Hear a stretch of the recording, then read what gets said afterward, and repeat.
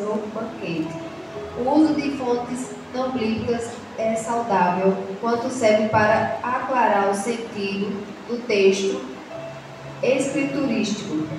Contudo, porém, leva à prática da exegese quando dão à escritura um sentido alheio ao que foi revelado. A narrativa bíblica é: uma festa pública acontecia e a rainha recusou atender ao rei. O texto para por aí. Fica difícil sustentar algum recado da rainha, principalmente se ela for, como alguns imaginam, a mesma Ametriz citada por Heródoto, uma mulher astuta e sanguinária. Então, irmãos, aqui a missionária Alzeni falou desse ponto, a recusa da rainha, né? Porque a Bíblia inteira, irmãos, vai falando de obediência e desobediência. Quando você obedece, Deus, Ele faz tudo acontecer em sua vida. Deus, Ele faz todas as coisas. Mas quando você desobedece à vontade do Senhor, as coisas começam a dar difícil até você dizer assim: mas Senhor, por que isso está tão difícil na minha vida? Por que isso não acontece? Será que é por causa da desobediência à voz do Senhor Jesus? Porque, irmãos, é muito importante obedecer. Às vezes, tem gente que diz: é difícil. É difícil, obedecer, porque a gente não quer ser mandado, né? Verdade? A gente não quer receber ordens. Mas a gente tem que procurar a obedecer, a ouvir. Por mais que você não faça, mas pelo menos ouça o que alguém tem a dizer. Se for de bom para você, você guarda no seu coração e põe em prática. E se não, você deixa para lá. Então, assim é a mesma coisa o nosso Deus. Quando Ele manda a gente fazer algo, às vezes a gente diz até assim: não, é voz da minha cabeça, né? Mas não. É o Espírito Santo. É igual Ele chamou Samuel. Samuel, chamou a segunda vez Samuel, a terceira vez Samuel. Ele achava que era outra voz, era o sacerdote ele que estava chamando, mas não, era o nosso Deus falando com ele. Então a gente tem que estar sensível à voz do Senhor, para poder ouvir quando Ele chamar. Então ali, irmãos, o rei, ele ficou, vamos dizer, irado, né, por conta disso, porque tinha todas as pessoas importantes, como já foi falado, ali aquele banquete que ele deu, e ele queria apresentar a sua esposa a todos ali, né, como sua rainha, né? Quem é a mulher que não gosta disso, hein, irmãos? Que o esposo chega e diz: apresenta, essa é minha esposa, fulana de tal, é assim, fala assim, ela faz isso, não é bom? Né? E quando o esposo ele chega perto de alguém e não fala isso sobre a esposa, você fica como? Triste, né? Fica chateado quando chega em casa, dá uns puxões de orelha, né? Olha, por que você não apresentou a fulano? Por que eu tenho? Né?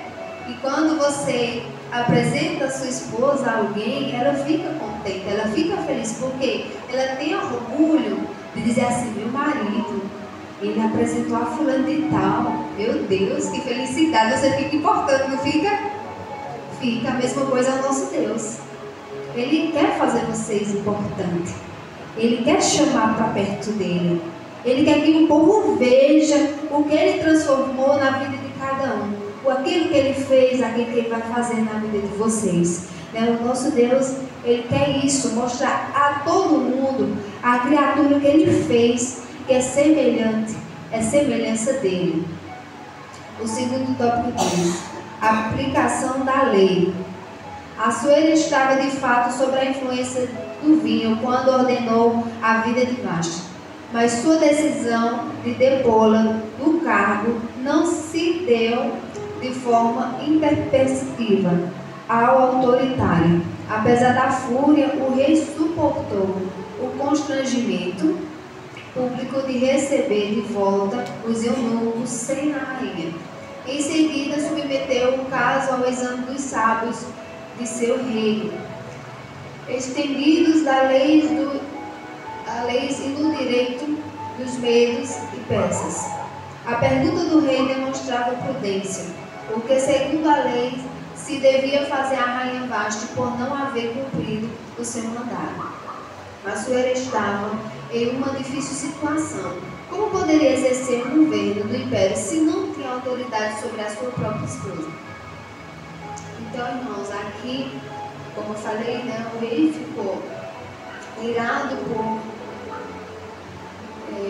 a colocação da rainha Vasti, né, por ela não ter atendido, né, e como o rei, ele é o mínimo que ele espera, né, irmãos? Ele mandou chamar. Ele não disse assim: fulano de tal, venha cá, no meio de todo mundo. Não. Ele chamou os eunucos para ir até a presença da rainha e chamá-la ela para o lado dele, para poder coroar ela e ela ser reconhecida e também ser temida perante todos. Porque o rei, quando ele não está na posição, no caso que ele viaja, ele sai, quem fica tomando de conta é a rainha, enquanto a sua presença não está por lá. Então, ele sem a rainha do lado, ele não podia ser o rei, né? Ele não se sentia o rei. A sentença de Vasti, examinando o caso do Memucã, o dos sábios, aconselhou o rei que depusesse Vasti. Liderança pressupõe muita responsabilidade pela grande recusação. A conduta da rainha seria um péssimo exemplo para todas as mulheres do reino, porque a notícia deste feito da rainha sairá a todas as mulheres, de modo que desprezarão seus maridos aos seus olhos. Isso provocaria o desrespeito e discórdia nos lares. O conselho de Memucã agradou a Assuero e seus nobres, e ele decretou a disposição de Vasti. Além disso, enviou cartas a todas as províncias, estabelecendo que cada homem fosse senhor em sua casa. Uma das qualificações exigidas do líder cristão é exatamente exercer o governo da própria casa. O princípio bíblico é: o homem que não lidera em casa não é apto para cuidar da igreja de Deus. Então, irmãos, aqui a rainha Vasti, né, eu acho assim que ela também pode ter pensado assim: meu Deus, é muita coisa, porque a gente ser uma esposa de um rei, né, é muita responsabilidade. É a mesma coisa a gente fazendo para Deus. Quando a gente vem pregar ou cantar ou ministrar, é uma responsabilidade enorme, né, que tem sobre a nossa vida, de falar da vontade, da palavra e da bondade de Deus, né? A gente às vezes fica incumbida de falar algo para alguém e às vezes a gente fica receoso, né, com medo de não acontecer, né? Mas quando Deus ele dá a ordem de você falar algo para uma pessoa, é porque Ele vai se responsabilizar. Ele vai fazer, porque Deus ele sabe que a gente somos seres humanos, Ele sabe que a gente somos falhos, e sabe que às vezes quando Ele fala a gente fica em dúvida. Ele sabe disso, mas a gente tem que pôr a dúvida de lado e falar aquilo que Deus ele mandar é falar. Até porque quando você não fala, você fica a semana inteira só pensativo. Deus mandou falar algo e eu não falei, né? Deus ele fica cobrando você. Eu mandei você falar algo que você não falou, e ali você fica a semana toda. Enquanto você não falar, Deus não deixa de falar a você no seu ouvido para poder você falar. E você não fica paciente, né?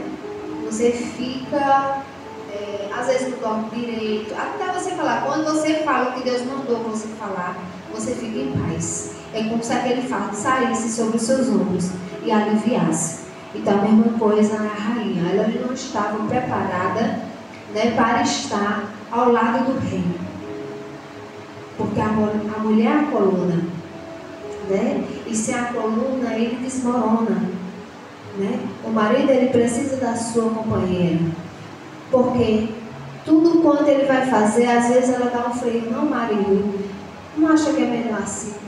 Será que vai dar certo? Será melhor esperar? Né? Até porque a mulher, ela tem uma visão muito ampla desse tipo de coisa. O homem, ele não vê o que pode acontecer. Por isso que a mulher é a coluna da casa. Ela vê antes de acontecer. Ela diz: olha, é bom fazer assim.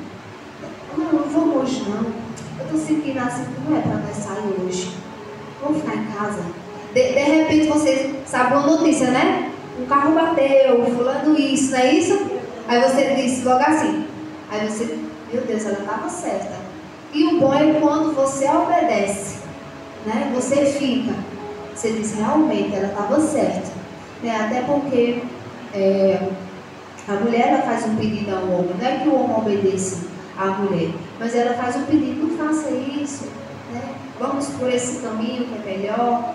Né? Ali tem espinhos, né? Ali tem pedras. Aqui é melhor, vamos ficar em casa. Ou então vamos para a igreja. Né? Ele é o auxílio do homem. Né? E da mesma coisa é Deus. Deus, ele precisa de pessoas comprometidas para a obra dele. Né? Pessoas que façam por excelência. Pessoas que façam as coisas do Senhor com retidão. Né? Porque ele é o rei da obra. Ele é o rei das nossas vidas por excelência. E ele precisa ter uma noiva ao lado dele, pura, imaculada e sem mancha nenhuma. Para um dia nós iremos encontrar com o nosso rei na glória, pois ele está à nossa espera. Então aqui diz, né, para encerrar, para o pastor tomar de conta do tópico 3, exercer o governo da própria casa. O homem, ele tem que exercer o governo da própria casa. Filhos, você tem que obedecer às suas mães, a seu pai. Filho, você tem que ser assim.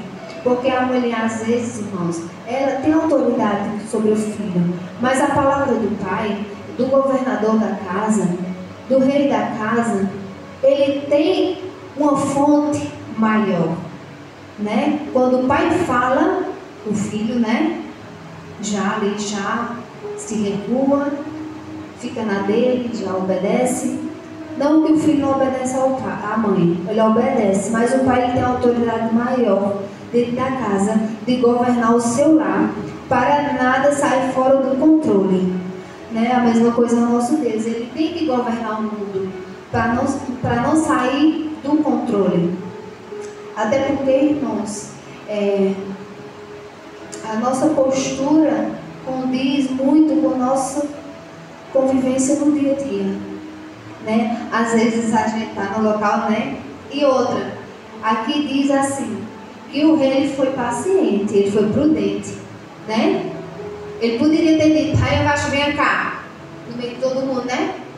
Por que você não obedeceu a minha ordem? Ele poderia, né? Mas ele foi prudente, né? Depois ele foi ali, falou com os eunucos foi atrás dele e falou, e ela já sabia da sentença, né? Porque quando a gente está diante de alguém, quando a gente vai namorar alguém, ele já bota as cartas na mesa, né? Ó, fulano, eu sou assim, eu faço assim, eu tenho minha vida assim.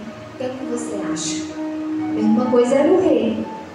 O rei, antes da rainha Vasti, se a rainha, com certeza ele deve ter dito, né? E outra, e ele, como rei, né, como falou aqui, ele seguiu o conselho. O rei toma conselho de alguém? Não, né? Ele faz o que ele tem que fazer. Ele é o rei, ele é quem diz as ordens. Mas mesmo assim, ele ouviu o conselho das pessoas que estavam abaixo dele, né? Dos servidores dele, né? Não custa nada você ouvir, né? Não custa nada você ouvir. Não precisa praticar ou fazer, mas pelo menos ouça, né? Medite, chegar em casa. Então, é o que Deus quer para nós.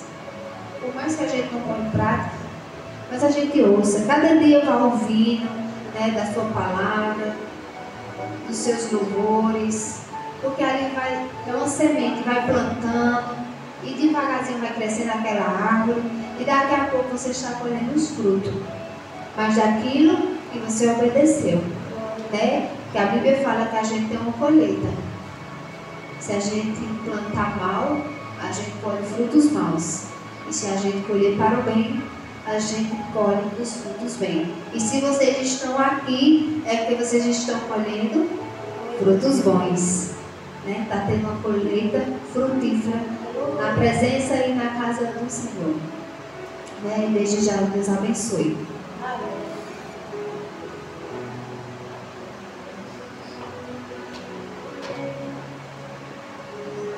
Graças a Deus, amém, igreja.